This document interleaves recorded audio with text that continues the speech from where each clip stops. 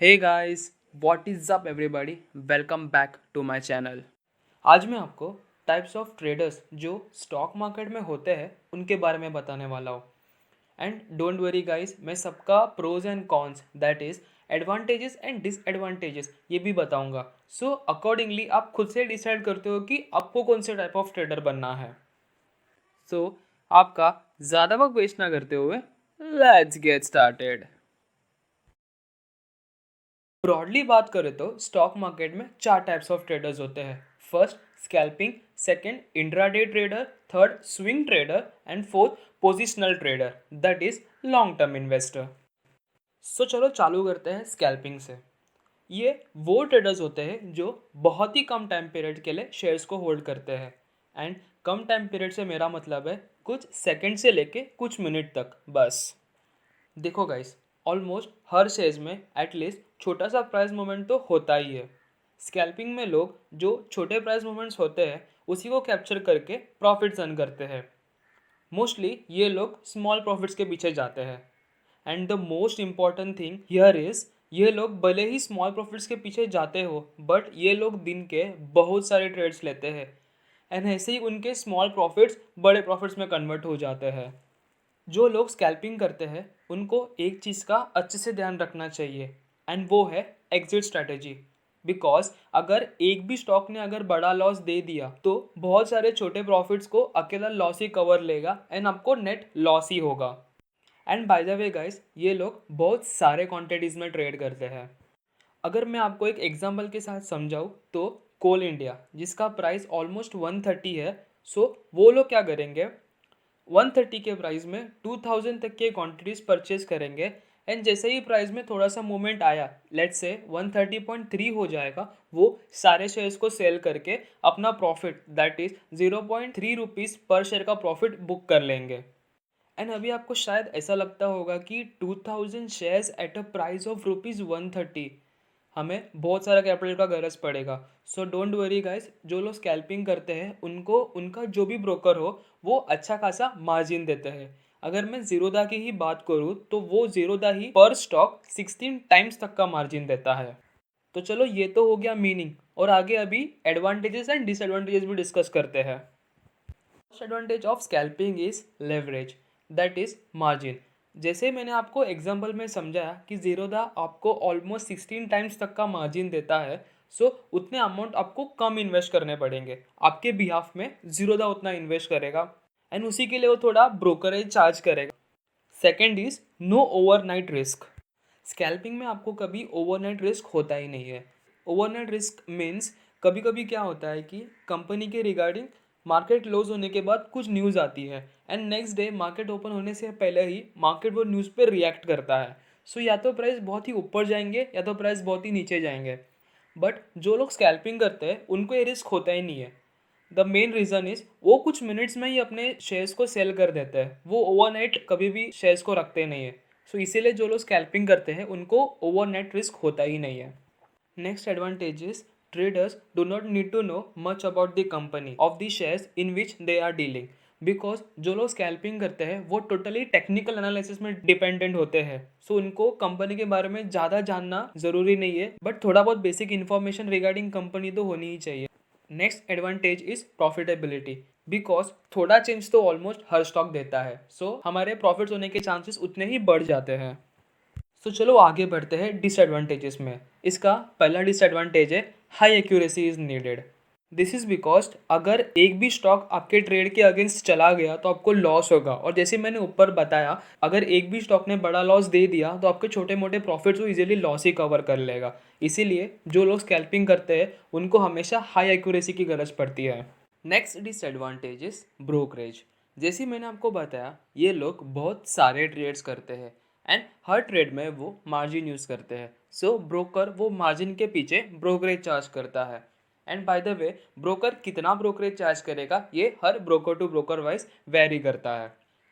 Next disadvantage is it's very tiring, because बहुत सारे trades लेने होते हैं एंड उसके वजह से ट्रेडर बहुत टायर हो जाता है। एंड अगर आप पार्ट टाइम ट्रेडर हो तो आप और भी ज़्यादा टायर्ड हो सकते हो। Next is exaggerated emotions. इसका सिंपली मीनिंग बताओ तो फ्रस्ट्रेशन।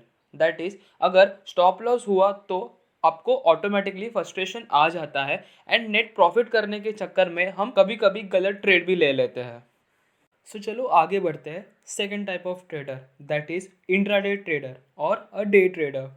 इंट्राडे ट्रेडर्स स्टॉक को मैक्सिमम एक दिन तक के लिए होल्ड करते हैं। दैट इज अगर उन्होंने सुबह शेयर्स बाई किया है तो शाम तक सेल कर देंगे, एंड अगर सुबह शॉर्ट सेल किया है तो शाम तक पोजीशन स्क्वायर ऑफ करके एग्जिट कर लेंगे।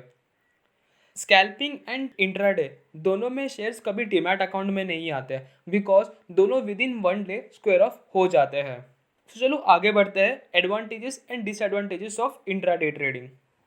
First two advantages of intraday trading are same as scalping, that is no overnight risk and leverage. Third is you can earn more money in volatile market, that is जब भी market बहुत volatile होता है, that is price बहुत ज़्यादा fluctuate होते हैं तो आपको ज़्यादा प्रॉफिट्स होने के चांसेस बढ़ जाते हैं। And fourth advantages is also same as scalping, that is इधर भी आपको कंपनीज के बारे में ज़्यादा जानकारी होने की गरज नहीं है, यहाँ पे भी टोटली टेक्निकल एनालिसिस में डिपेंड होता है, that is they are totally dependent on candle sticks.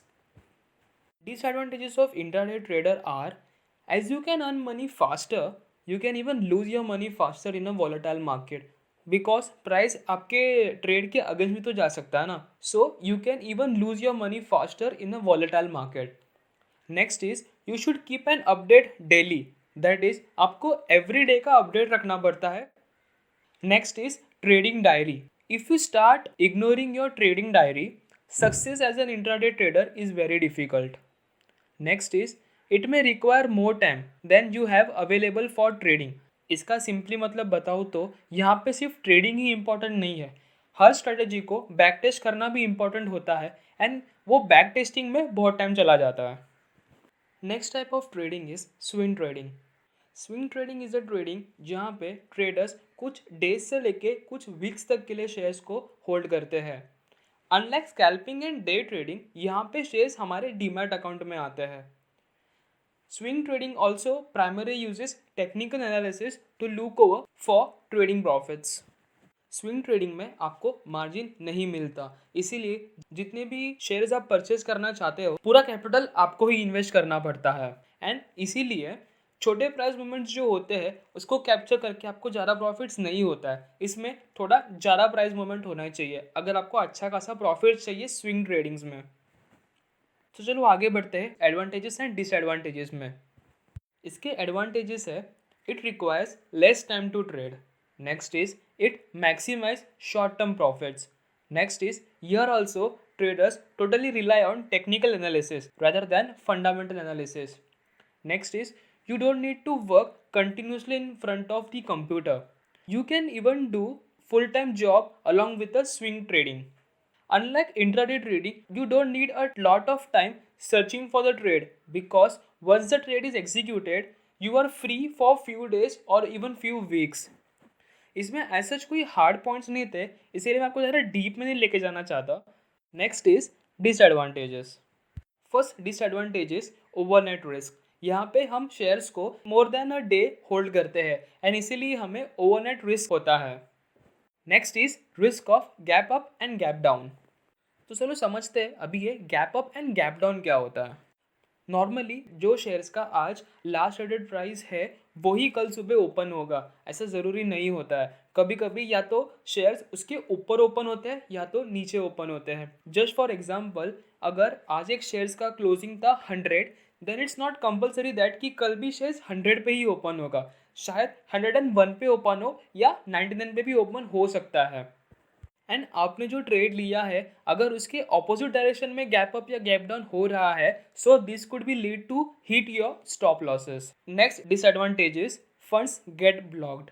अगर एक बार आपने ट्रेड किया तो आपके सारे फंड्स जब तक आपने वो शेयर्स होल्ड किए हैं तब तक के लिए ब्लॉक रहेंगे, दैट इज आप कोई और शेयर्स में ट्रेड नहीं कर पाओगे। Next is you need a large capital than scalping and day trading. जैसे कि मैंने आपको ऊपर बताया कि इसमें आपको ब्रोकर मार्जिन नहीं देता है, पूरा कैपिटल आपको ही इन्वेस्ट करना पड़ता है। सो इसीलिए we need a large capital when we are becoming a swing trader. The next and a last type of trader is positional trader, that is long term investor. Positional trader buys an investment with a view to hold it for a long period of time, that is more than a year.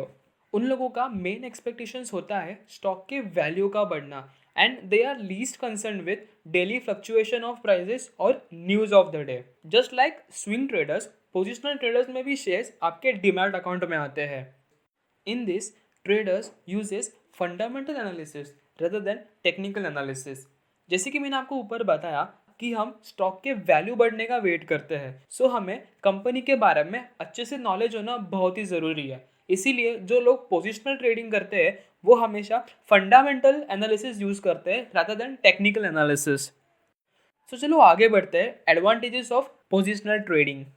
First advantage is no tension about market volatility और gap up और gap down, because हम shares को more then year तक के लिए hold करते हैं. So daily gap up gap down का हमें ज़्यादा फर्क नहीं पड़ता है.